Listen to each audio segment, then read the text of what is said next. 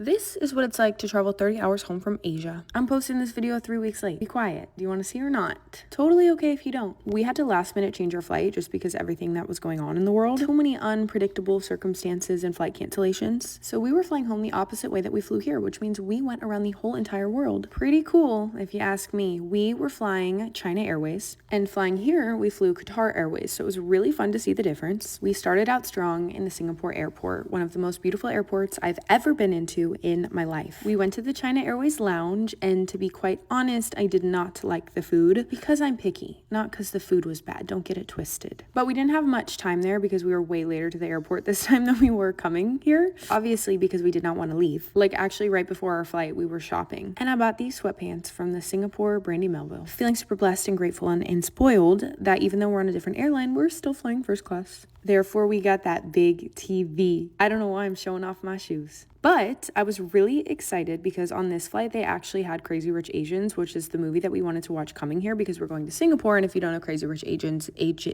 Crazy Rich Asians is filmed in Singapore. Gabe immediately put his bed into station. I skipped the food on this flight because everything was like a little, again, for a picky girl, questionable. Lots of seafood. And then the one meal that they did have that I would probably be into, they were out of. So I just skipped it. No big deal. It was really heartbreaking to leave Singapore. We fell in love with this country, but it was time to go home. And now that I'm home, I'm happy to be back. It's crazy how much tanner I am flying home than I was coming here. All of these airlines partner with a different company, and I guess China Airways uses Moroccan oil, which is my favorite. They ended up bringing me this little appetizer plate, and I felt bad wasting food, but I didn't touch it. I got a coffee. I was gonna try to stay awake for the first flight. I'm remembering now that I didn't order a meal, but they still brought me all of the appetizers and the dessert, and holy cow, this dessert made up for the food everywhere. It was so good. It was like this mousse cake filled with raspberry. Gabe and I cried when we watched Crazy Rich Asians, and then he wanted to watch Despicable Me 4, and then we landed in Taiwan. New country unlocked. This airport was really cool. They had a really fun little water filter. They had some art projects, and they had a McDonald's, which call us crazy, but it sounded really good. We tore up some French fries. We tore up some chicken nuggets. I got a cheeseburger. And at this point, our time was really confused because now it was like nighttime, but in Singapore, it was the morning, but at home it was like the middle of the day. We ended up finding the lounge and realized we were really dumb for getting McDonald's because the lounge actually had so much food. It literally had McDonald's nuggets. At this point in our travel day, Gabe and I had reached like peak delusion. You can tell by both of our outfits, we did not properly pack for going home.